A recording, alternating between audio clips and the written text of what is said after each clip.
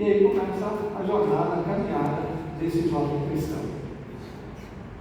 Vamos passando. O homem e a sua família. Timóteo pertenceu a uma família mista. Era filho de uma judia, crente, mas seu pai era grego. Você vê Atos, da volta, 16, você vai compreendendo mais possibilidades desses textos. Chegou a terra de Listra, e eis que estava ali certo discípulo por nome Timóteo, filho de uma judia que era crente, nome de pai grego. Então ele, a sua mãe era judia, mas seu pai era grego. Tanto é que a Bíblia não fala muito do seu pai, nem exemplo cristão do seu pai. Não sabemos se o seu pai se converteu ao judaísmo ou se converteu à fé. A Bíblia fala da sua mãe. Então Timóteo era um jovem exemplar numa sociedade corrompida. O pecado tinha raízes profundas, orgias, impurezas, idolatria e tantos males que permeavam naquela cidade. E o jovem Timóteo mantinha sua vida de vigilância e pureza. Então, não é diferente da sociedade que estamos vivendo hoje. Timóteo também vivia numa sociedade corrompida, que o pecado tinha suas raízes profundas, uma cidade de muita orgia, de muita impureza, de muita idolatria, mas Timóteo vivia naquela cidade e ele vivia vigilância e pureza. Glória a Deus.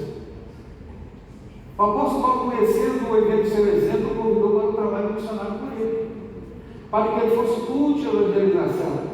E para ser aceito como judeu, Paulo resolveu submeter a circuncisão, para evitar a acusação dos judeus fundamentalistas, porque todos sabiam que seu pai era grego. Paulo bem sabia que ser circuncidado ou não ser circuncidado não havia nenhum comprometimento de violação com os princípios cristãos. Não havia, mas ele era sensato. Fiz-me como judeu para os judeus, para ganhar os judeus. Esta flexibilidade é ilustrada na circuncisão de Timóteo. Irmãos, o jovem Timóteo vai acompanhar Paulo na viagem missionária, mas ele não era circuncidado.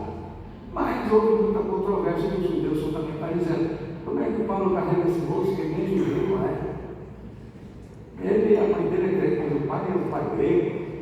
Ele nem circuncidado, mas Paulo chama Timóteo e diz assim: Timóteo, para evitar conversa desnecessária, vamos circuncidar.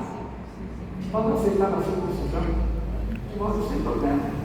Isso não vale nada. Circuncidar ou não circuncidar não tem valor. Isso não fere os princípios cristãos. Ficar circuncidado, não deixar circuncidar. Mas os judeus ficam aí, vai impedir você desenvolver seu ministério, porque você não circuncidou. Então faz isso. E a Bíblia diz que Timóteo se submeteu à circuncisão, para fechar a boca dos seus opositores, dos seus caluniadores. Então ele se sujeita. Ora, essa flexibilidade é ilustrada nessa circuncisão do Timóteo. Eu escrevi logo embaixo dizendo: o cuidado do ministro do Evangelho, do pai de família, é obedecer os princípios bíblicos e as tradições confiáveis e proveitosas ensinadas no dia a dia da igreja na terra. Olha, os ricos, os pastores, também alguma coisa que não fere os princípios bíblicos, mas que está fechada a boca de alguns faladores, de alguns caluniadores. Mas o pastor, com a sua sensatez, sabe que aquilo não tem valor nenhum, mas às vezes até faz, para evitar as murmurações, as contradições, as imposições. Mas o pastor até se submete a isso, como Paulo fez. Mas Paulo tinha cuidado de não ferir os princípios bíblicos.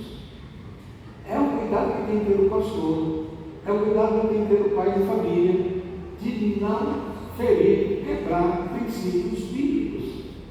Esses precisam ser preservados. Mesmo que levante os caluniadores, mesmo que levante os perseguidores, mas por isso você vai permanecer firme nos princípios bíblicos. Esses não podem ser flexíveis. Você não pode se flexibilizar diante da quebra de princípios bíblicos.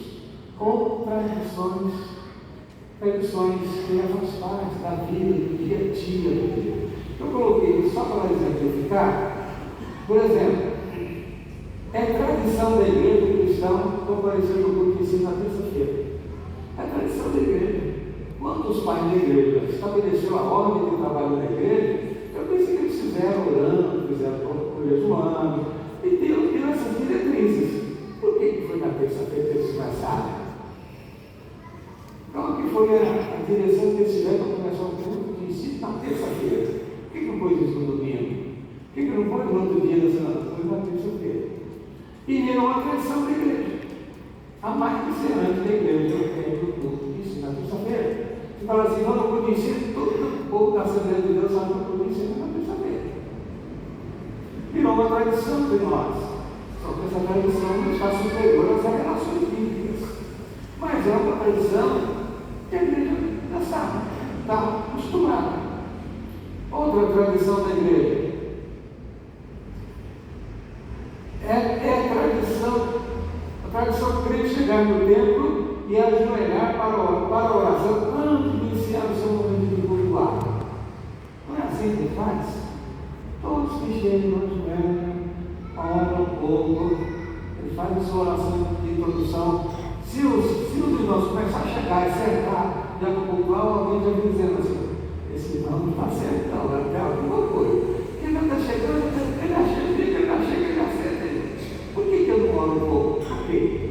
Por que já muitos de nós já reparam isso? Se alguém chegar e já chega, não ora, não aguenta, não ora mais, para chegar e para iniciar o culto? É porque é uma tradição da igreja já centenária. É uma tradição da igreja.